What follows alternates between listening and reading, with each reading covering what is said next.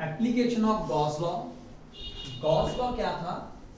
Gauss law help us to find out the electric flux. So electric flux का by definition formula E dot dA, dA is the small surface area, और अगर इसका closed integral कर दिया जाए with electric field that will give you the electric flux. और electric flux का by using a Gauss law we have a formula Q inside divided by epsilon naught. Q क्या है? The total charge enclosed the surface, एक surface के अंदर। और numericals या questions को सॉल्व करने के लिए आप एक सपोज्ड सरफेस लेते हो, उस सपोज सरफेस को आपने लिया यहाँ पे गॉसियन सरफेस। गॉसियन सरफेस एक ऐसा सपोज्ड सरफेस होगा around the charge body where the electric field is same at every point, यानी कि सिमेट्रिकल होना चाहिए। सिमेट्रिकल कंसेप्ट आप अभी यूज करोगे। तो इसको स्टडी करने से पहले हम एप्लीकेशन में सबसे पहला टॉपिक लेंगे जो कि आपके सीबीएसई में काफी ज्यादा आता है, deduction of Coulomb's law. Deduction of Coulomb's law from Gauss law. तो आज दो इंपॉर्टेंट टॉपिक आपके सीबीएसई से रिलेटेड होंगे उत्तर, उनको ध्यान दीजिएगा। लेट्स सपोज कर लीजिए आपने एक चार्ज प्लेस किया है plus Q, and this charge placed, और आप कैलकुलेट करना चाहते हो एक पर्टिकुलर पॉइंट P के ऊपर इलेक्ट्रिक फील्ड की वजह से जो फोर्स लगेगी, यानी कि कूलम्स लॉ में आप फोर्स लगाते हैं ना। तो हम क्या करते हैं यहाँ पे, लेट्स सपोज सबसे पहले एक रेडियस से कैपिटल R रेडियस वाला एक गॉसियन सरफेस ड्रॉ करेंगे, क्योंकि कैपिटल R डिस्टेंस पे अलग अलग पॉइंट P पे चार्ज की वजह से इलेक्ट्रिक फील्ड सेम रहेगी। तो अगर उसको आप 3D में मानोगे तो वो कैसा शेप लेगा? स्फीयर का। कैसी शेप लेगा? Spherical shape. तो हम यहां से एज्यूम करते हैं एक sphere. Let's suppose this would be the sphere. ठीक है जी, ये क्लियर हो गया? यस। ठीक है। अब यहां पे आपने छोटा सा एरिया काटना है जिसकी वैल्यू होगी suppose DA। Area vector outside perpendicular to the area vector is perpendicular to the plane of a surface, और इस चार्ज की वजह से इलेक्ट्रिक फील्ड भी होगी आपकी आउटवर्ड। तो यानी कि इलेक्ट्रिक फील्ड और एरिया के बीच में एंगल कितना है? 0 डिग्री। 0 डिग्री एरिया वेक्टर और इलेक्ट्रिक फील्ड के बीच में एंगल 0 डिग्री। तो आप यूज करेंगे Gauss theorem. So phi is equal to E dot DA which is also equal to Q inside divided by epsilon. तो इलेक्ट्रिक फील्ड अलग अलग points पे कांस्टेंट है, जैसे कि आपने रखा है कि ये गॉसियन सरफेस है, तो इलेक्ट्रिक फील्ड बाहर आ जाएगी, अंदर इंटीग्रेशन होगा एरिया का, that is equal to Q divided by epsilon naught. अब ये छोटे से एरिया को जब आप इंटीग्रेट करोगे, इंटीग्रेट करते करते करते पूरे के पूरे स्फीयर का सरफेस एरिया आ जाएगा। तो एरिया का स्फीयर का सरफेस एरिया का फॉर्मूला क्या होगा उत्तर? 4 pi r square। 4 pi r square।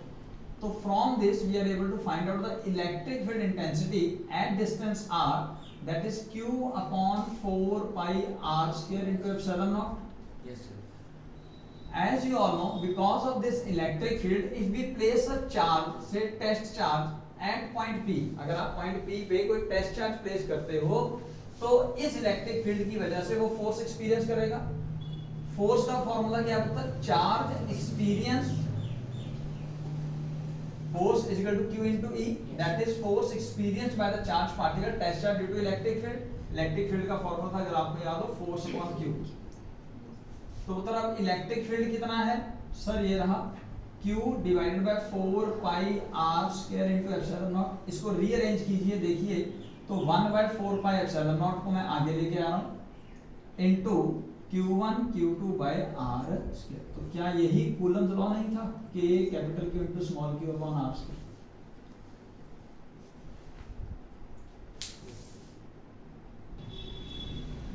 So second application, we have to find out electric field with the help of Gauss law due to uniformly charged infinite wire। एक wire जो कि cylinder की shape में ही होती है। Wire ये देखो, diameter, length, cylinder है ना, सिलेंडर की शेप में। तो कुछ क्वेश्चन में वायर भी आ सकता है, सिलेंडर भी आ सकता है। ठीक है। तो आपने एक वायर ली, ब्लैक वाली वायर, डॉटेड डॉटेड लाइन में आपने इनफाइनाइट बनाया, यानी कि नीचे से लेके ऊपर तक वो इनफाइनाइट है। सपोज उसका कोई एक पॉइंट लिया, सेंटर से में कहीं बीच में लिया, और वहां से आपने लेंथ L तक का आपने वायर का लेंथ मेजर कर दिया और इनफाइनाइट वायर को 2 मिनट के लिए अभी रोक। अब इसकी वजह से, इस वायर की वजह से, यूनिफॉर्मली चार्ज वायर की वजह से आपको पॉइंट P जो कि डिस्टेंस r पे है फ्रॉम द वायर, आपको इलेक्ट्रिक फील्ड कैलकुलेट करनी है। अब by using a concept of Gaussian surface हम क्या करेंगे, हम अलग अलग पॉइंट्स लेंगे at distance r due to this wire whose length is small l। तो इस स्मॉल l की वजह से वो पॉइंट्स लिए हमने, और 3D में उन सारे पॉइंट्स को, 3D में देखो वायर है, wire ground point point point point point point point क्या बन गया, एक सर्कल बन गया। ठीक है ना, ऐसे ऐसे बहुत सारे सर्कल जब इस पूरी लेंथ के क्रॉस बनाओगे, उन सबको जोड़ोगे तो क्या बन जाएगा, एक सिलेंडर। तो ये देखिए, ये बताया भी गया है आपको, इनफाइनाइट वायर की वजह से जो सिमेट्रिकल चार्ज डिस्ट्रीब्यूशन की वजह से जो सिमेट्रिकल इलेक्ट्रिक फील्ड आएगी, that will be in the form of cylinder, that will be in the form of cylinder. ठीक है, मतलब अब यहां पे आप कंसेप्ट यूज करना शुरू कीजिए, से phi is equal to E dot dA। dA क्या है सर, यहां पे आप छोटा सा एरिया ले लो, ठीक है, मतलब एरिया वेक्टर dA 2 मिनट के लिए, yes, ठीक है, मतलब that is equal to Q inside divided by epsilon. अब सबसे पहले तो Q इनसाइड चाहिए, बिकॉज जो आपको चार्ज दे रखा होगा वो इनफाइनाइट वायर पे दे रखा होगा। आपको चार्ज चाहिए अगर दिया होगा तो, अगर आपको चार्ज चाहिए तो सिर्फ इस लेंथ L वाले एरिया में चाहिए, सिलेंडर में चाहिए ना। तो आपको अगर पहले ही बताया गया है कि अगर लेंथ वाइज चार्ज गिवन हो इनफाइनाइटली वायर पे, तब आप कैलकुलेट करेंगे linear charge density. Linear charge density का फॉर्मूला चार्ज पर यूनिट लेंथ, ये कांस्टेंट रहेगा।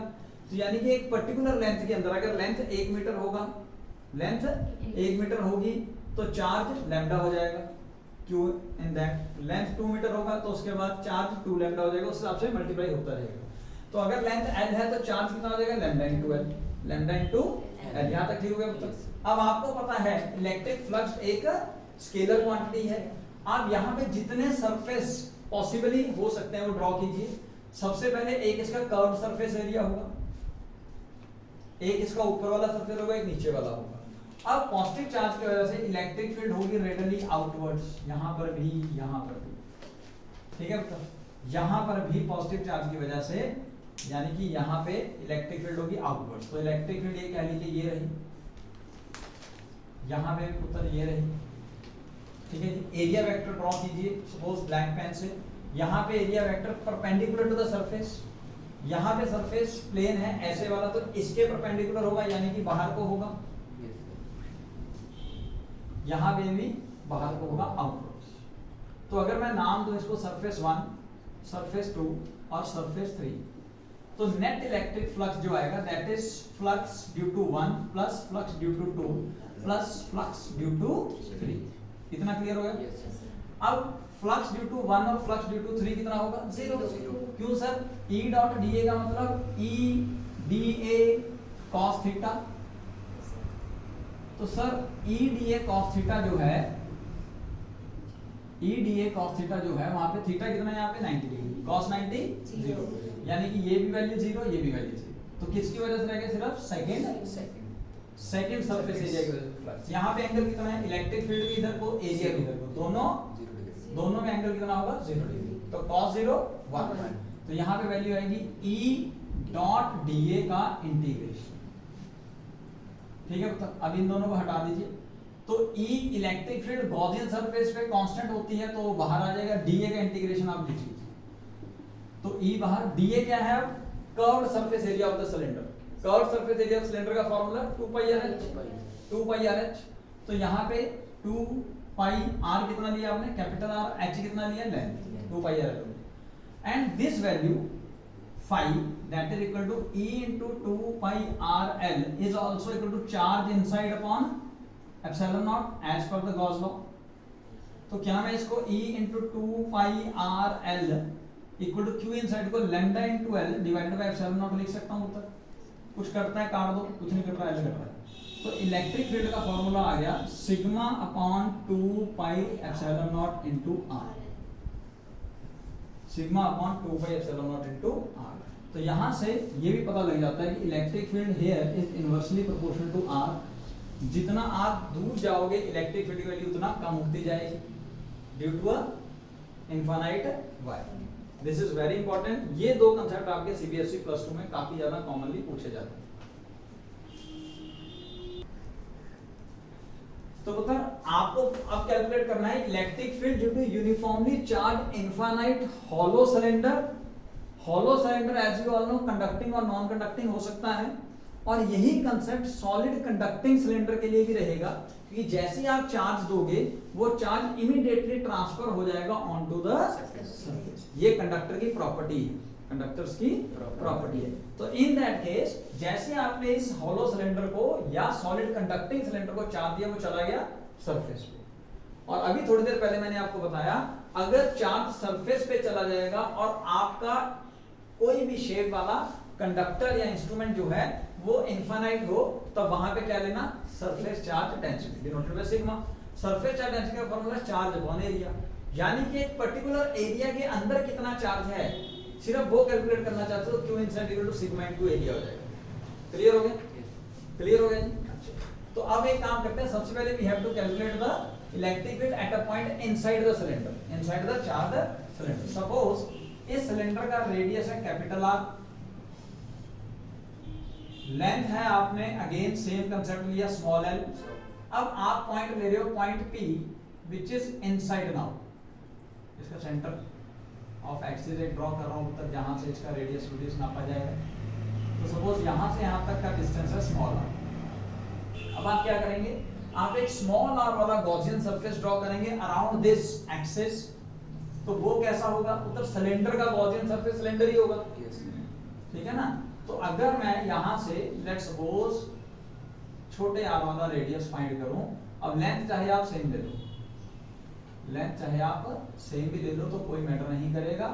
उसका रीजन है क्योंकि सर चार्ज इनसाइड है ही नहीं। तो आप यहाँ पे इलेक्ट्रिक फील्ड की वजह से इलेक्ट्रिक फील्ड कैलकुलेट करना चाहते हो, कंसेप्ट वही है कि तीन सरफेस लेंगे, तीन सरफेस के ऊपर आप सेम इलेक्ट्रिक फ्लक्स निकालेंगे और electric flux being a scalar quantity add कर देंगे। बट इस केस के अंदर हम डायरेक्ट निकाल रहे हैं electric field into DA over a closed charge integral which is equal to f phi, that is electric flux is equal to q inside by epsilon। अब सर हमें नहीं पता और क्या है यार, पर हमें ये दिख रहा है कि चार्ज अंदर है ही नहीं। अगर चार्ज अंदर जीरो है तो किसी भी चीज को मल्टीप्लाई या डिवाइड करना है तो मतलब इलेक्ट्रिक फील्ड इनसाइड कितना है उत्तर, क्लियर हो गया। अब हम केस 2 लेते हैं इसका, से eight a point outside the cylinder, outside the cylinder, ठीक है पुत्र। वो पॉइंट हम ले लेते हैं सपोज ये वाला point Q। Now this is small r। तो इसका मतलब हो गया इसके लिए स्मॉल r की वैल्यू कैपिटल R से ज्यादा है, यहाँ पे स्मॉल r की वैल्यू कैपिटल R से छोटी, ठीक है पुत्र। अब यहाँ पे एक सपोज्ड गॉसियन सरफेस ड्रॉ करेंगे whose length is same।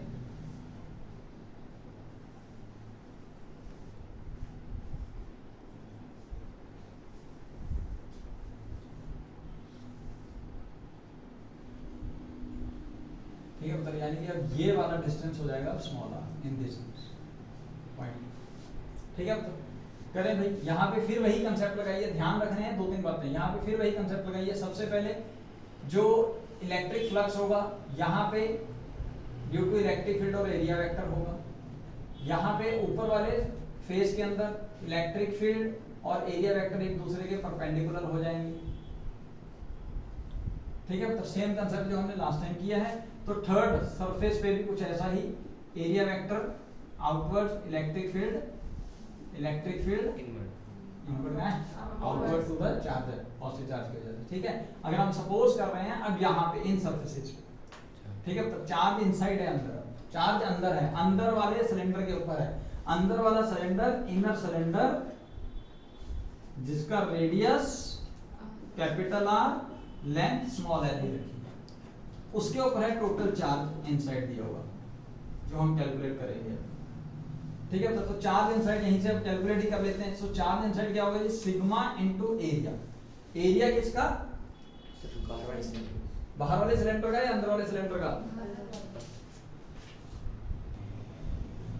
तो यहाँ पे ये जो चार्ज है वो अंदर वाले सिलेंडर पे है, इनर सिलेंडर मैंने लिखा भी है जानबूझ के, inner cylinder whose radius is capital R length is L. तो भैया उसका सरफेस एरिया लोगे ना फिर sigma into 2 pi R into L. ये क्लियर हो गया? ठीक है, अब आपको कैलकुलेट क्या करना है, electric flux due to cylinder at point Q which is outside. तो हम निकाले हमें उत्तर। So phi at point Q can be written as phi 1 plus phi 2 plus phi 3 which is also equal to Q inside divided by epsilon।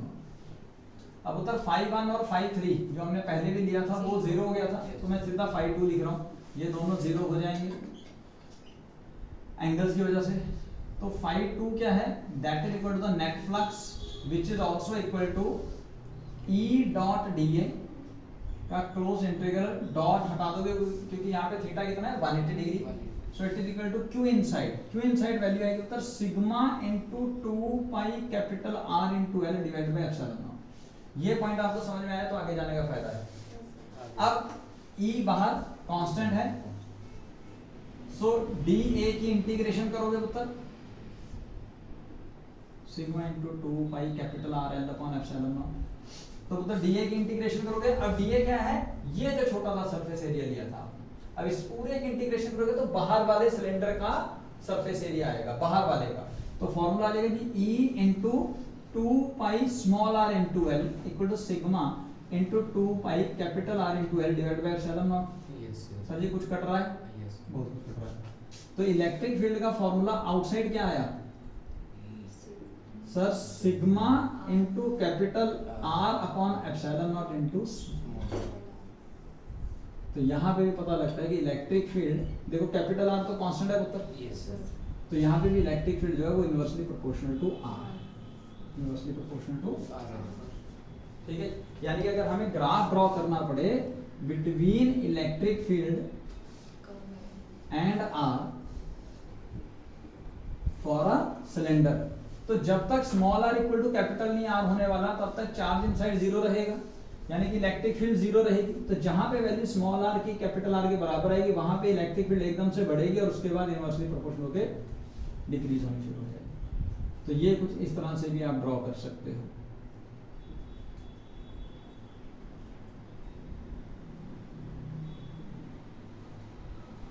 ये capital R अच्छा सा बना दिया यार, समझ आया? तो पुत्र अब आप इलेक्ट्रिक फील्ड कैलकुलेट करोगे due to uniformly charge infinite solid non conducting cylinder. अगर नॉन कंडक्टिंग सिलेंडर है तो जो आप चार्ज दोगे वो throughout the volume distribute हो जाएगा। जब throughout the volume distribute होगा तो इन दैट केस पहले ही बता लेना कि हमें इनफाइनाइट का चार्ज नहीं कैलकुलेट करना आता, हमें तो पर यूनिट वॉल्यूम का कैलकुलेट करना आता है, क्योंकि वो कांस्टेंट होता है। क्या है? Volume charge density. तो सर एक पर्टिकुलर वॉल्यूम में चार्ज कितना है sir, Q is equal to rho into V। अब आपने एक लाल पेन वाला यानी कि अंदर वाला पॉइंट P पे आपको इलेक्ट्रिक फील्ड कैलकुलेट करनी थी, तो आपने वहां पे एक गॉसियन सरफेस ड्रॉ किया। तो मैंने पहले ही बोला है सिलेंडर का गॉसियन सरफेस सिलेंडर होगा, स्फीयर का गॉसियन सरफेस स्फीयर होगा यार। ड्रॉ किया जिसका रेडियस ऑफ स्मॉल r है और लेंथ सेम ले लिया। ठीक है, लेंथ कितनी अज्यूम करिए, स्मॉल है। ठीक है, मतलब इनफाइनाइट नहीं, इनफाइनाइट का तो हम निकाल नहीं सकते, तो हम यहाँ का निकालेंगे। तो आपने क्या किया पुत्र, small r is less than capital R, phi का term same sir, first surface की वजह से, सेकंड सरफेस की वजह से और थर्ड सरफेस की वजह से जो नेट इलेक्ट्रिक फ्लक्स है वो आएगा। ये स्केलर क्वांटिटी है, फर्स्ट और थर्ड की वजह से 0 आना है, मैं कई बार बता चुका हूं। तो सेकंड की वजह से आएगा, सेकंड का लिख दिया मैंने क्या, E dot d।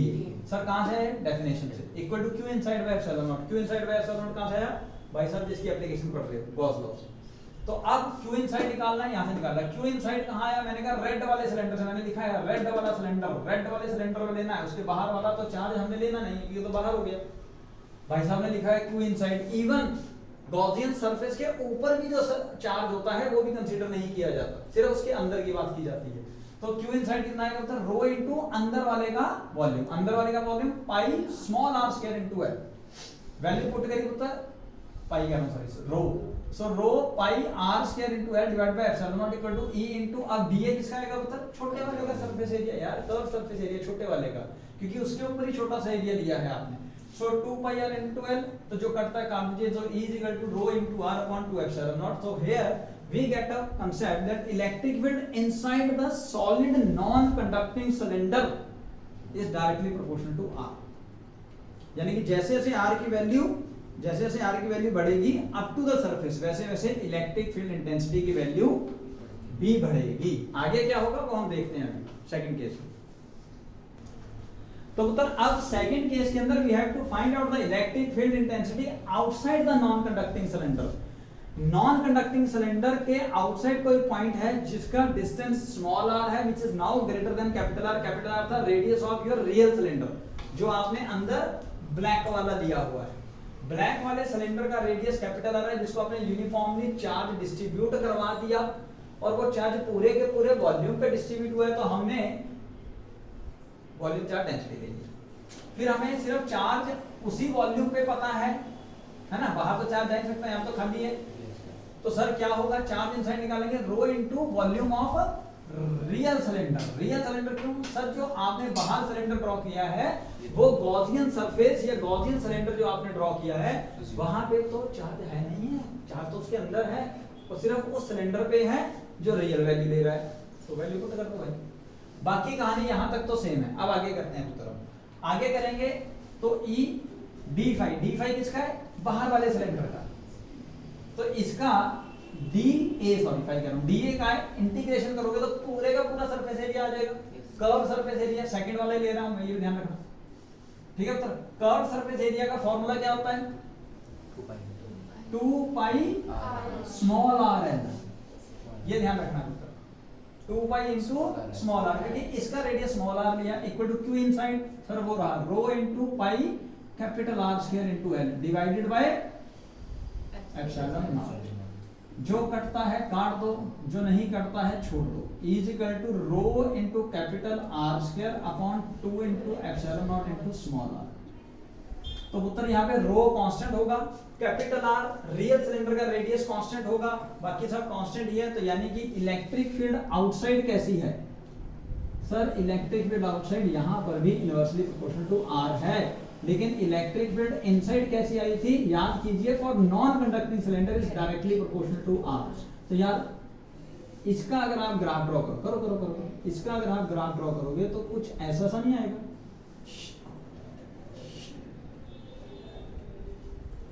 Small r equal to capital R, यहाँ से R जा रहा है, यहाँ से E जा रहा है। सिलेंडर ड्रॉ करना है तो आप वो भी कर सकते हो, वैसे तो सिलेंडर के हिसाब से ड्रॉ करना, ठीक है। तो रेडियस इसका कैपिटल R। ये पॉइंट क्लियर हुआ? तो they are very important points.